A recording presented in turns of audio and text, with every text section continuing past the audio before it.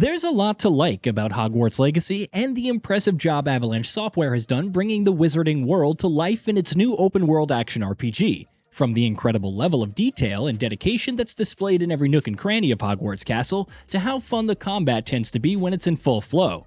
Like every game, however, Hogwarts Legacy is not without its flaws, and here we're going to talk about a few of them.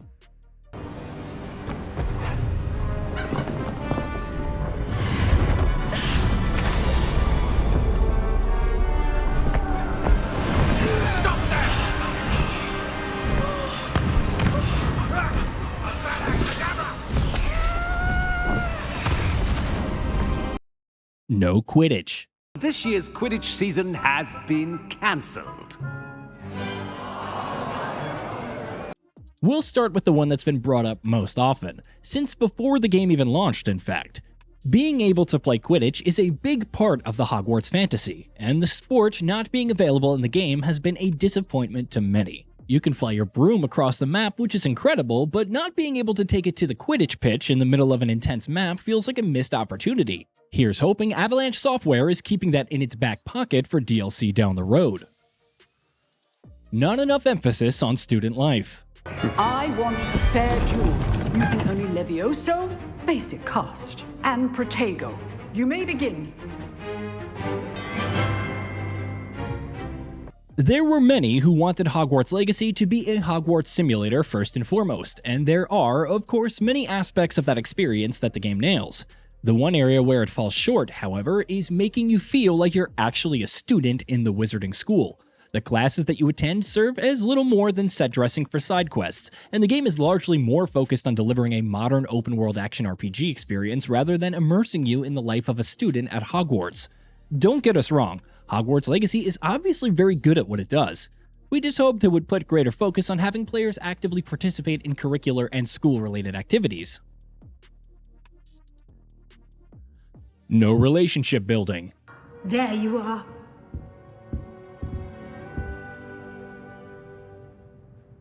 I trust your first classes went well? They did, Professor. I heard as much from Professors Hecat and Ronan.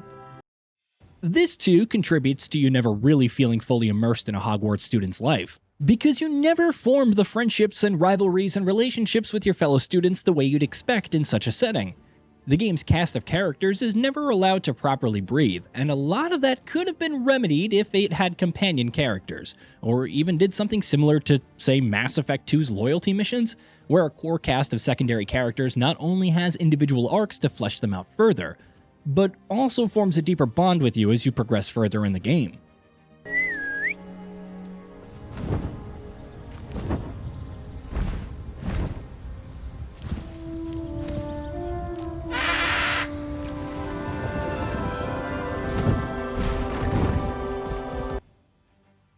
Progression issues.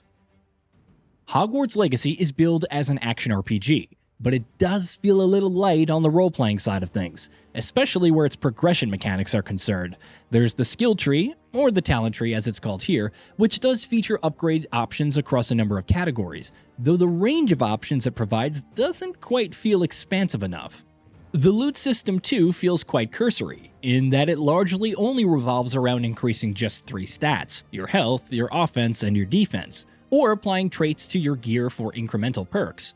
Overall, there's very little scope for meaningful build variety. Missing iconic locations. This one feels like a nitpick because Hogwarts Legacy honestly goes above and beyond in its attempts to deliver a barrage of wonderfully recreated iconic locations from the Harry Potter franchise, not only within Hogwarts Castle itself, but even outside of it, though the majority of it is obviously in the school. Given how impressive of a job it does with that though, you can't help but wonder how well some other things and locations could have been recreated in the game but are missing, like the Chamber of Secrets for instance, which remains inaccessible so the game can remain consistent with Harry Potter canon. The Hogwarts Express too can only be seen barreling through the tracks outside the castle at random, and you never get to see its interiors. Choice and consequence mechanics. Sebastian is never going to give up trying to cure Anne. If you try and stop him now, he'll never forgive you.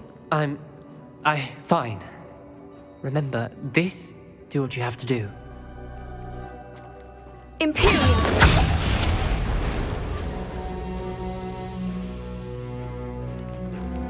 Step aside, Ominous. Stay in place until we're out of sight.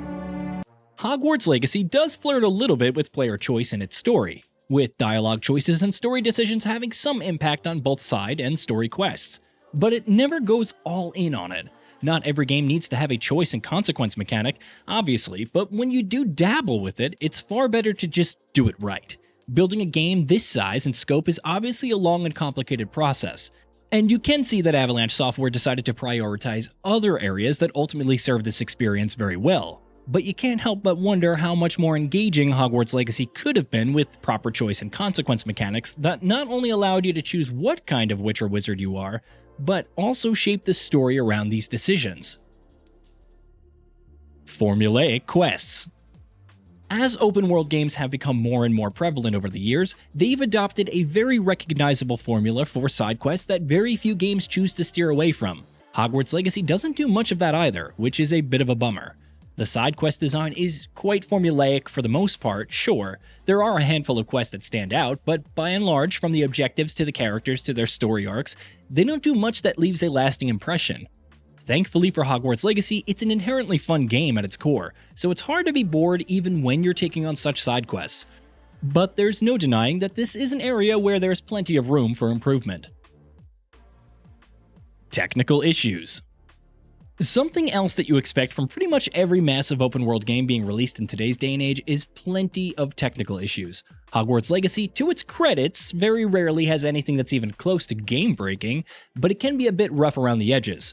Doors can take a couple of seconds to open while the game loads in what's beyond them, facial animations look a bit wonky when you're conversing with NPCs, objects can sometimes clip through the environment or even each other, and there's plenty of texture and acid pop-in. Avalanche Software has already started the process of patching these issues out, so here's hoping the developers keep that going. QOL issues. Hogwarts Legacy also comes with a few other relatively minor, almost nitpicky issues that can still be a bit annoying, largely because they're reoccurring ones. Most of these are quality of life oversights. When you cast Lumos, for instance, and the light atop your wand gets extinguished as soon as you cast another spell or even climb another object. Having to cast a spell again and again when you're in a dimly lit dungeon can be a bit annoying. And it would have worked a lot better if Lumos worked like the Disillusionment Charm does. The spell cast system can also be a bit finicky, especially when you're in the middle of a hectic combat encounter and are having to swap between 4 sets of spells. And you might not necessarily remember where you put the spell shortcut you're looking for.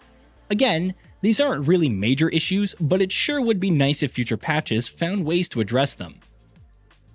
Hey, did you know that we at Gaming Bolt upload new videos every day? Stick around, drop a like, subscribe, and hit that bell, and let us know what kind of content you'd like to see in the future with a comment below.